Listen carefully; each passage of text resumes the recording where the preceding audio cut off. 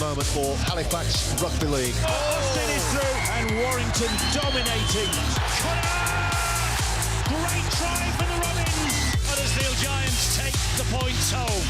It's Vincent! It's a poor lad. That is one sensational try. Look out with a drop goal. Leeds gather round in jubilation. It's hit the post. It's Wellesby. Wellesby might have got the try. St Helens are champions once again.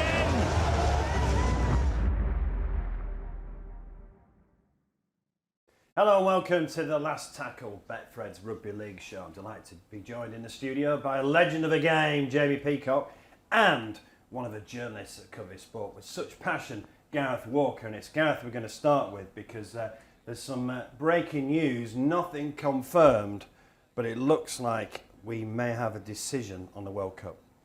Yeah, we understand that the World Cup will be postponed on Wednesday. There's a meeting of the World Cup board late on Wednesday afternoon. I expect some kind of announcement after that, and that the tournament will be pushed back now to 2022 and hopefully goes ahead with a full strength competition and everybody taking part now. We've got to stress, this news is not confirmed, but this is what we're hearing, that the World Cup has been postponed until 2022. Well, I suppose the good news, at least it's postponed and not cancelled. Yeah, absolutely. I mean, John Dutton, the tournament organiser, and it's hard not to feel sorry for John and all his team, really. He's worked his socks off, hasn't Absolutely, yeah. The whole team, they had this fantastically well-organised, commercially successful, resourced World Cup set up for this year, and obstacles have been put in the way. That means now it looks like postponement's going to be the best way forward. But as you mentioned, that cancellation thing was always hanging over it. But he always said that nobody wanted that, but it was always in the background, and at least we're still going to have a tournament. It's organised by the same team, and hopefully it'll be a fantastic event next year now. John Dutton and his team have grafted their nuts off, haven't they? I mean, they've done some fantastic PR around this. They've done loads of work on the public health aspect as well to try and get Australia and New Zealand over here. At least, you know, we're going to have a World Cup, but I feel so sorry for him.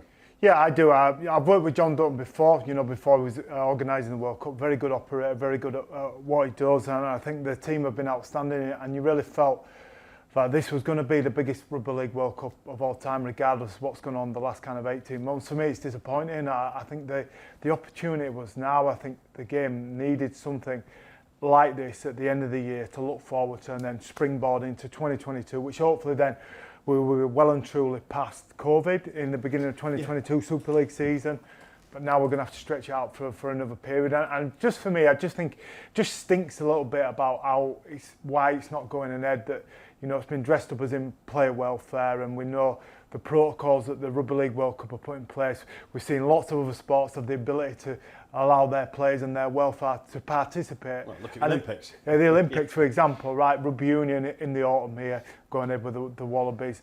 I just think that the way that that's been dressed up doesn't sit right with me going forward. It's the NRL calling the shots, isn't it? Yeah, it is, yeah, without a doubt. It's just been proven that they're going to call the shots, and it's disappointing within a sport that the world stage should be the most important stage, and that should take precedent over anything else. But unfortunately, in Rugby League, that's not the case.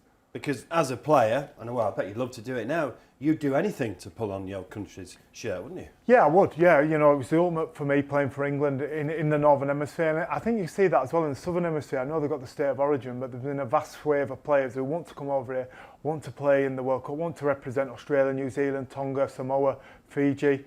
And I think it's just disappointing for them. I do have every faith, though, on a positive note, that we're going to absolutely smash it next year in 2022, and we'll have an amazing World Cup. And if the same team are organising, if we've got the same government funding, but I think we've missed an opportunity, and I think it's a disappointing how the world's viewed Rugby League, because they've really viewed it that the NRL runs the game, and it's not the world game running it. I think what's really sad as well, JP, I mean, I mentioned the Olympics. Well, the Olympics is going to inspire loads of kids at the moment, take up BMXing, gymnastics, sailing, whatever. We've just got a really good silver, the 800 metres on the track. The Olympics inspires the next generation. I was really hoping this World Cup was going to inspire the next generation. All right, if we're right and it is delayed by a year, you know, it's still disappointing now, isn't it? Yeah, it's hugely disappointing, and I think these showpiece events do provide that inspiration for young children who aren't necessarily associated with that sport. So I can remember watching the Olympics and wanting to be a 400-metre runner, you know, after watching our Great Britain runners. I've seen that. There was no chance. Yeah, no chance of that. But I think as well, if you think of the last 18 months in this country, the one thing that's been taken away from youngsters up and down the country is sport, right? And the ability to go out and take sport. Well-being, right, is a bigger challenge for, I believe, for our children than it is for the players coming over here in the World Cup. And we would have had that ability to inspire them. I would have had the best players on our show, you know, like Sir James Tedesco. I think he'd have inspired a generation of young just children to come and play Rugby League and wonder what that's about. We had the full attention of the BBC as well to broadcast the sport. So I think it'd have been amazing for that. But I'm just pleased it is going ahead in 2022. But for me, the time was now. Yeah, and look, we've said this so many times, the beauty of this World Cup is that in parallel, we had the wheelchair rugby and the women's games. It's a blow for them as well, isn't it? Yeah, and they shouldn't be forgotten. And, you know, as Jamie's mentioned, I think some of the things that have gone on in Australia during this whole scenario have been disrespectful towards the people over here. You know, the 4-minute warning to announce it. And the latest one was the women's competition over there, where they've just decided they're going to move their women's competition to October and November and take out all the best players from the Southern Hemisphere for what would have been the World Cup over here. So they definitely need to be considered, because that was a huge factor, having these 3 concurrent tournaments, offering opportunities to women and wheelchair players around the world as well. And hopefully that's all back in place, because that's definitely a key part of this tournament. Yeah. Yeah, I just love that part of it within our sport, just how connected it feels now. You know, with the women's and the wheelchairs. You know, whenever I'm at an event with the Rhinos, the women's there and the wheelchair, and I just think that's where we need to go as a society, to be that all-inclusiveness. And I just think the World Cup this year would have nailed it, you know, absolutely nailed it. And I just hope next year we still have that ability to do it, to showcase a World Cup and include everybody in that. Well, and suppose we're disappointed, won't we? I mean, I've hardly seen my brother, and we said, right, we'll go to a few World Cup games. Yeah, they will. There's no doubt supporters will be disappointed. I know loads of people who go, do you know what, I'm going to that, I'm going to watch a rugby game. We're all hoping by October, November that we would have, you know, a lot more normal than it is now. Yeah, for sure. And I think people would have seen that as a great thing to come out of the last kind of 6-9 months. Let's go watch a Rugby League game. Let's go watch a World Cup game with someone I've not seen for like 3, 6, 9, 12, 18 months. And Gareth, there's a lot of detail that needs sorting out. I must stress, not confirmed, this is hearing that it's postponed to 2022. There's going to be a board meeting on Wednesday. But I presume there's quite a few logistic things to sort out, isn't there? Because obviously there is a football World Cup that starts in December. There's all manner of things, yeah. And John Dutton made that clear all the way through when you were hearing things from down under, just postpone it till next year. It was never that simple, was it? You know, they've got 20 odd venues that they'll now have to set new dates for. That broadcast agreement with the BBC that Jamie mentioned, unprecedented coverage of it. Well, that is going to be affected by the Football World Cup, because there's a 10-day overlap if we just move the dates forward 12 months. So all that logistical thing will have to come into play.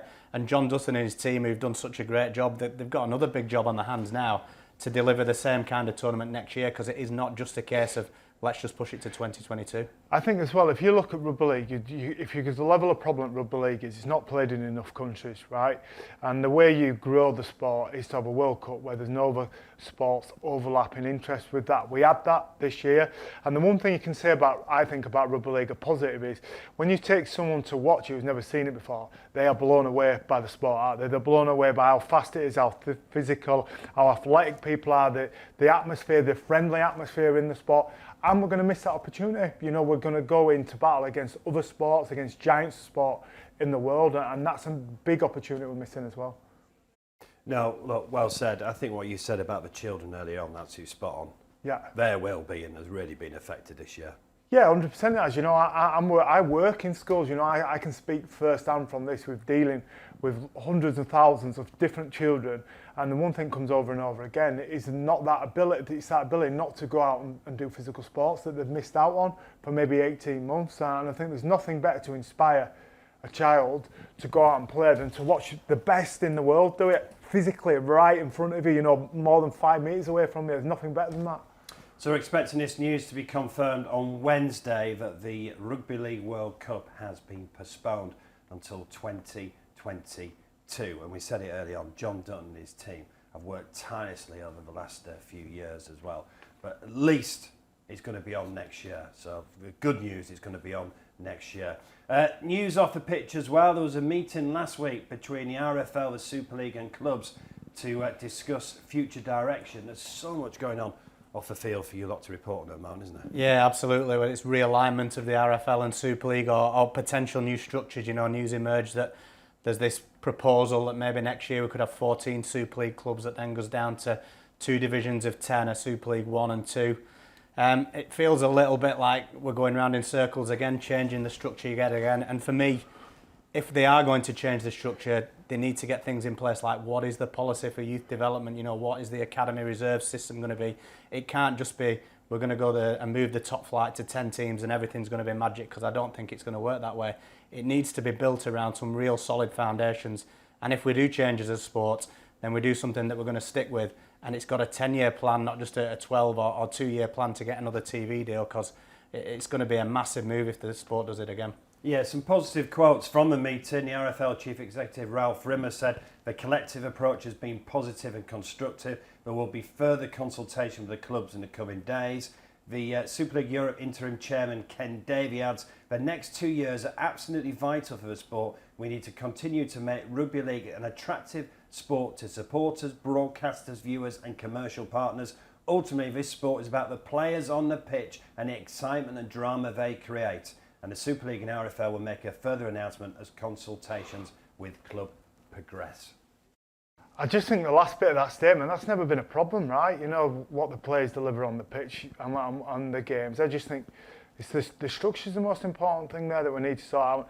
One of the keys for me, I just think scarcity creates demand. I think we have too many games, you know, and I think when we have I know what it was like before COVID, and we had 2 months off, just 2 months off watching rugby league, and I'm like, I want to watch a rugby game, you know, I want to watch a rugby game.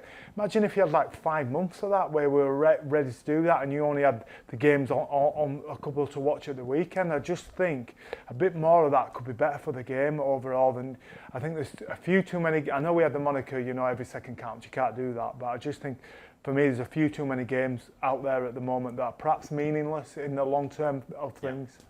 So a long-term plan. Yeah, long term. It's got to be a long-term plan, and I think what's key as well is which part of is the RFL or Super League is developing the amateur game. You know, who are we getting into schools, and can we get the base of players who are aged 5, 6, 7, 8? A proper pathway. Yeah, it just needs to increase that. You know, rugby union through stealth have infiltrated the north, whether we like it or not, and they're in all the schools. And it's a really smart policy. Well, I believe that should be the RFL's main remit, is deliver more numbers at grassroots level. That's what they have to do, the RFL. Continuing talking things off the field, Kevin Sinfield left Leeds on Sunday as a director of rugby. Well, he's a good mate of yours. Yeah. No, but I just think it's a huge blow for the game, isn't it? Yeah, it's a big blow for the game. You know, out of all the players who played the game in the last 30 years, you would say Kev is absolutely a household name, right? And we don't have enough household names. And the image Kev has as well is a great image to portray about rugby league. He's such a good role model. What he did for Rob Burrow. For Rob Burrows, yeah. But even before that took place, I think we all, you know, his values as a person, I think are values that people want to associate with, and I think it's great for our sport that we have someone like him who was the figurehead of it, and to lose him is a big blow for the Rhinos first of all, but also for the sport as well, that we've not been able to keep hold of somebody like himself. He's not closed the door on rugby league though. No, he will never. Yeah, I don't think he'll ever close the door on rugby league, but I know how good an operator Kev is, and I'd be surprised if rugby union want to let him go again. Yeah, he's going to Leicester Tigers. Now, he took the director of rugby job 3 years ago, didn't he? July 2018. And let's be honest, Leeds were in a bit of chaos then, weren't they? So yeah. He's done a good job. And look at the youngsters coming through. Yeah, and I think he's brought stability. Yeah, two things he's brought, I think, out of his legacy would be stability for sure. I feel like the club is a lot more stable place, but I think that emphasis on signing great young talent, not just good or average young talent. And if you look at the Leeds team, you'd say over the next 2 or 3 years, the centre of that team is going to be British and English. You know, look at players like Aaron Newman, Mikolaj Alexi, Ash Handley, and there's a number of other players just underneath them as well. And I think that's been the key around Kev, bringing in some structures and processes, some consistency, and he'll bring that in bucket loads. And he's a great innovator as well as Kev. He'll always find a way to accomplish something. It's a blow for sport, isn't it? And a blow for Leeds. It is, yeah. I mean, when you talk in media terms, he's the one guy who has that cut through, really, because of when he came second in the Sports Personality of the Year, because of everything that he did for Rob Burrow, and he was on BBC Breakfast every morning for a week, wasn't he? So when I mention him to my desk at the Mirror, it almost doesn't matter what's going on. They're interested because it's Kevin Sinfield and because they understand the values that Jamie talked about there and what he represents off the field. And he can back it up with having led his club to 7 Super League titles as well, wouldn't he? So, you know, he had everything in terms of media profile that we'd be looking for in people. So that's definitely a shame. It's going to be a shame for Leeds. You know, the sport is bigger than any individual, but I think if one individual was to leave, most people would have hoped it wouldn't be Kevin Sinfield. Let's talk about some games now. The Catalan, well, quite incredible. 12 on the bounce now, and Sam Tomkins is playing superb as well. How good are the Catalans at the moment? Yeah, well, the record speaks for themselves at the moment. I just think they've got good players, great players that are actually playing well in key positions, I think, at the moment. You know, Sam Tomkins, James Maloney.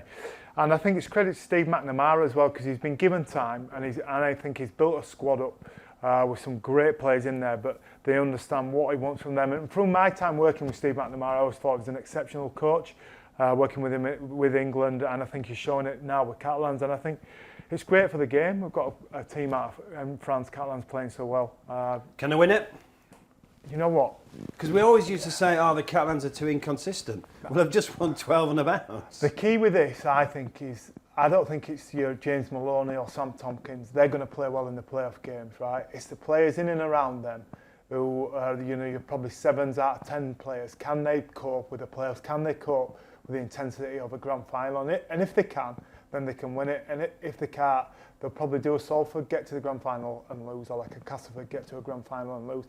I think it's on Steve McNamara's ability to get those players to believe that they can win a grand final and just understand it's just a normal game.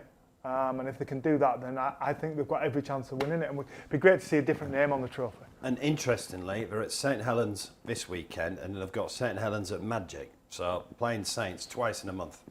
And they're 2 fantastic games to look forward to, aren't they? We've talked a lot about off-the-field stuff today, haven't we? But when it comes back round to the big games in Super League, the players do deliver, and they're mouth-watering matches, aren't they? This weekend, I think that's going to be fantastic, because Saints, you know, they haven't had that, and they've had a break, haven't they, with COVID as well, but they haven't had that post-cup final drop-off that sometimes we see, so they're playing well. Catalans, 12 on a bounce. Star players in both teams, that's a terrific game to look forward to. And you were at Hull versus Saints last night, Jack Wellsby hat-trick. And how does James Roby do it? Is he 25? He's 35 in theory, isn't he? We get the press conference after the game every week with coaches, obviously, and it's hard to find ways to ask Kristian Woolf how good James Roby is, and Jack Wellsby the same. You know, how does he keep turning up and contributing in different positions? Wherever you throw Jack Wellsby, he's having an input into that team, isn't he? And Kristian Woolf's talking about it every week. But you know, they're at opposite ends of the age spectrum, but they kind of epitomise what St Helens are all about. They both come through their own system. They probably both could have, even at this stage, Jack Wellsby probably had offers to go somewhere else, staying with Saints. And they're building their team around, you know, there's some fantastic players there, isn't there? And they're 2 of the best of them. And we mentioned stability at Leeds. A bit more stability for Saints with Kristian Woolf extending his contract. Yeah, and I don't think they could have done anything else there, especially when he's guided them to that first Challenge Cup in 13 years, played well. The consistency is remarkable now, isn't it? If you go back, I think it's 2018, the first year under Justin Hulbert when they really dominated. But we're now into a 4th season of them winning almost every week. And that's a fantastic achievement for them as a club and for Kristian Woolf as a coach to have carried on what Justin Hulbert did. Let's just rewind to Sunday night. Leeds 26, Warrington 27. Yeah, hell of a game, right? It was a great game, a great advert for Super League. I know we talk about there's too many games. Well, I watch one of them every single day of the week if it's as good as that. I think, what do you want from your major signing when he comes in? Well, you want him to clinch the game in the death, don't you? That's why you pay the big money for George Williams. I just think for me, as a involved in the Leeds Rhinos, I think Leeds Rhinos have shown some great signs over the last few weeks. That if they can make the playoffs, they'll challenge and can beat any other team on the day. And I think that's what the playoffs needs, is a team like Leeds to come in the fifth kind of spot, the lowest down position, and shake things up a little bit and make those other teams above them look down and think, you know what, you can get beat by these. I was going to ask you, where do you think Leeds are at then? Because they beat Wigan midweek, didn't they? Yeah, they're obviously. I think the way they're playing, they can beat any of the teams in the competition. You've seen, they've played Catalans twice recently and been winning in those games. And I think they're more than capable of shaking it up if they just need to get that win ratio up so they can get into the playoffs. And I think that's the big question mark, is can they do enough in the regular season to get in the playoffs? I think if they get in the playoffs, fully fit squad, they'll make a dint in that playoff. Sorry, they beat Hull again before, didn't they? Yeah, which is a great win for them. Warrington had beat Wigan again before. Yeah, There's so many games, isn't there? You lose track. Yeah, there is. They're coming thick and fast with it. But yeah, I think they've been great. And just speaking about, I think for me, just some positives out of the game, out of the season, would be Jack Welsby's one of them. I just love watching him play. I really like watching Mikolaj Leski play. I think he's another player who's just that little bit further in his career, but really progressed. And another one coming up at the moment, Will Price. For Huddersfield, I think there's some good young talent coming through within the game, even though we could do with more of it at the grassroots. And just to turn that around a bit with the World Cup at the beginning, do you think those guys will benefit from another extra year? Particularly Welsby and Leski would be in and around the squad. It happened to the England football team, didn't it? There's quite a few in the England football team that possibly wouldn't have been there, like Saka, etc. because of a delay. I think it'd be great though I think they could benefit from it, but I would like to see England play France or Wales or someone at the end of the year now. Let's get an international game game going. Yeah, let's get an international game in there. Shaun Wane will want them to get them together. And if they're going to play, going back to our previous conversation, Shaun right now would be gutted, won't he? Oh, absolutely, yeah, and I think he does need some games. But if we're going to play France, I think we've got to go to France. Yeah. I think especially Catalan's are top of Super League, Toulouse are top of the Championship. I think too often in recent years we've not been there enough, and this is a great time for French Rugby League at the moment. Take a match down there, maybe even play them twice, once in Perpignan, once in Toulouse. I'm sure you get big crowds down there, and I think that could give us a bit of a lift, amid the disappointment of no World Cup. I think it's a great idea as well, and particularly if fans can travel, for the restrictions keep lifting and whatever kind of traffic light system we've got going, that if fans from England can go out there, I think you'll see people there for Perpignan or Toulouse for the weekend. I think it's a great shout. Let's just talk Wigan very quickly. Beat Lee on Sunday and then lost to Warrington on the Wednesday, 21-8. Where are Wigan at the moment, you think? I think they will improve, and they've been missing some players, and the key one's John Bateman, isn't he? He's come back in now, and I think he's that kind of player that will lift others around him. So as he comes back into the team, they get a couple of other bodies back. They had that run of 5 straight defeats, and you looked at them, their attack wasn't working. You wonder whether they could have an impact on the playoffs.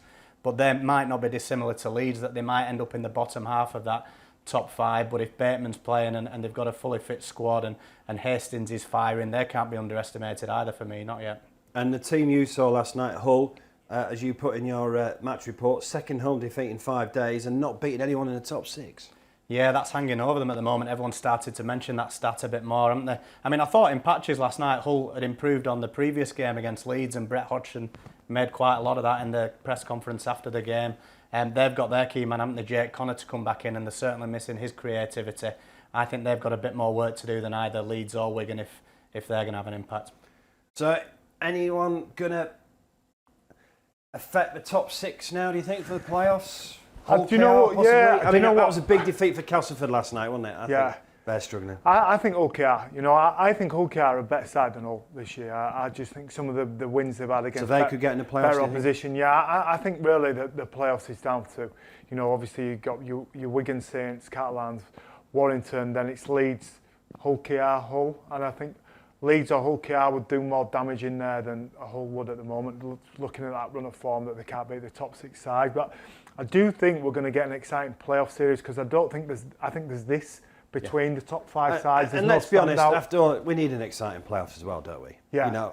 It'd be great to get a really good playoff series with packed out. Let's sell it out. That should be the aim, of the RFL and the clubs now. Okay, we've no World Cup, right? Let's throw everything we've got into having 4. Got Magic Weekend as well. That should be good. Weekend. Let's finish the season as strong as we possibly can. Leave some good memories with the fans. Okay. and then make them. Let's have the England-France twice in France. Yeah. Well, let's just leave the modern day, and he's often in this studio, but we're featuring some of the greats of the game, and this week it is Paul Sculthorpe.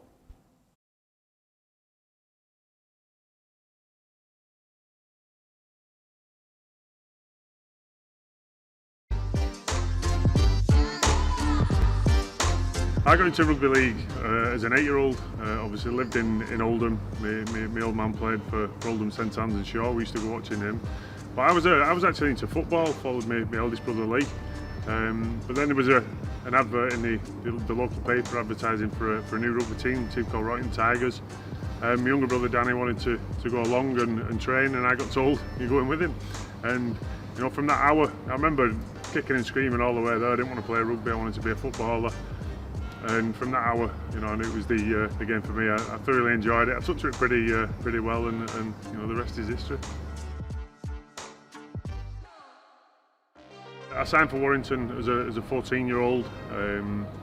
Obviously, it was very different then. You know, you signed, but you know, that was then in the safe till you'd left school and then you could join. So I joined Warrington when I left school. You know, progressed through the academy, the A team, and the first team pretty quickly in that first year. But you know, Warrington was a great club. You know, I had offers from other clubs, but I knew Warrington was a club where you got your opportunity. And one thing I'd always done was back my own ability to once I got that opportunity to take it with both hands, and I think I did that at Warrington. Sculthorpe injects pace, goes through the gap. Lovely run, support there from Knott, and Ian Knott is going to score here for Warrington. Beautiful swerve.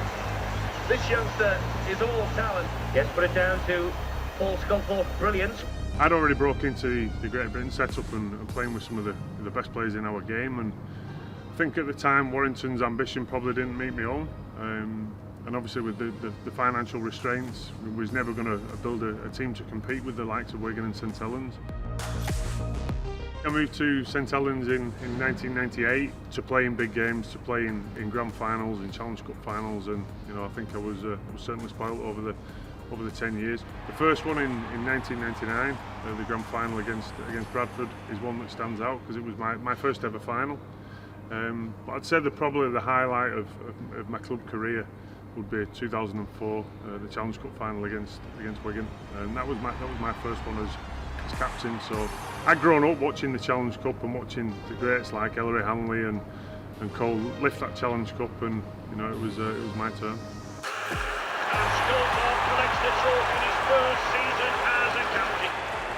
The one thing I've always tried to be throughout my career was consistent, and to be able to win the Man of Steel and to win it, you know, 2 years consecutive was was massive. But I've always said it, you know, individual awards are fantastic, but you know, it's a team sport, and it's about, you know, winning things as a club and a team. I was made vice captain under Kristian, and you know, Chris had a massive impact on me as a player, and as a leader as well. You know, I like the way that Kristian, you know, captained, and you know, he always led example with his own performance, and I learned a lot from Chris. You know, that stood me in good stead to take over the captaincy in 2004, and I think to take the captaincy of such a big club, you know, like St Helens, you know, a club that demands success, a club that's going to always, you know, be in the big games and be on the biggest stage, was a massive honour for me, and something, you know, that I still say is one of, if not, you know, the highlight of my career. Top player, top fella as well. He's often in the studio. What was he like to play against then, JP? Just relentless, an exceptional play. You know, with the natural talent and ability to read a game, you know, high rugby IQ you'd get of a halfback, but just the toughness of a front row. And I think for that period, probably between 2000 and 2002, I don't think anyone in Super League has played consistently 10 out of 10 for those 2 seasons, you know, where he won Man of Steel. No one's been able to do that, reach those kind of heights with it, and then, you know, sadly with injury at the end. But I always remember wanting to play next to him with Great Britain. He's a player you wanted to play alongside. And he's an absolute top fella as well. Let's talk about this week's fixtures very quickly. Leeds versus Cass. yeah, Leeds are going to win that. I think it's Look, Leeds have turned the corner, haven't they? And Cass are struggling for a bit of form. yeah. I mean, I know they've got a lot of players missing, Cass. Yeah, I think Cass have got some players missing, but I wouldn't be surprised if a few reappear for Friday. And I think Darryl Powell's a smart coach. He'll probably target as this one that they can get a bit of emotional juice behind them after the Challenge Cup and get back and win a game again. Wigan playing Salford. We've got an absolute cracker on Saturday. St Helens versus Catalan. Yeah, that's potentially the match of the season so far, isn't it, in Super League? Two informed teams, star players littered among both sides. So, yeah, really looking forward to seeing that one. Huddersfield versus Wakefield. And Warrington versus Hull. Where are Warrington at? People were asking questions, weren't they? 'Cause obviously with Steve Price, we know he's departing. But it seemed to have turned a corner. Yeah, I mean, they were awful, weren't they? They've had some awful performances. Will we see another awful performance from them again this season? I think so, right? Well, just beat Leeds and Wigan. So Yeah, not too yeah, bad. but they're inconsistent, aren't they, along the way? For me, for Warrington, right, they're going to be in the playoffs. They've got lots of star players. Can all those star players come together and play to the potential in the playoffs? That's the question you've got to ask of Warrington. If they can do that, they can win the grand final. It could be their year, right? But if they can't, then they'll bomb out again. Gents, I've really enjoyed your company, but before we finish, we've just got to touch on the top story. So there is going to be an RFL and World Cup board meeting on Wednesday, and we expect that the announcement is going to be that the World Cup has been postponed until 2022. That's what we're expecting. Yeah, that's definitely what we're expecting. We expect to hear a few more details about it and where they're going. All I'd say is throughout all this, John Dutton has always made a big thing about being solutions focused, and when problems have come up, he wants to find a solution for it. So this is the biggest disappointment out of anything. This is the biggest problem. We all wish it was this year, but I know now that they'll already be thinking to next year, how can they make this tournament every bit as good as they want to? They're going to have issues to overcome that we've talked about, broadcasting, clashing with the Football World Cup, but I know that they'll be determined to make the best of it, so we've just got to try and get behind that now and back these people to deliver what we all want. And you spoke very passionately. You're annoyed at basically the NRL, aren't you? Yeah, I just think I think the opportunities now for the sport to grow it on the worldwide stage, and we've missed that opportunity because of some self-interest. For me, I want to look forward now. If that's going to be the case and the World Cup's going to be postponed, well, I've got every faith in John Dutton and his team that they're going to deliver a World Cup in 2022 that will have been better than the one would have had then. I think they'll have 12 months to get things right, and I think John Dutton and his team can go to bed tonight on Wednesday night if it gets postponed, knowing they have done absolutely everything to try and get this World Cup up and running. And I think we as stakeholders within the game have got a duty to try and make it as successful as possible in 2022. Gents, really enjoyed your company, and whether you're going to a game or watching Rugby League on the sofa this weekend, enjoy the action. And look out for that official announcement about the World Cup, which will take place on Wednesday. So look out for the official announcement on Wednesday. Thanks for watching. See you soon.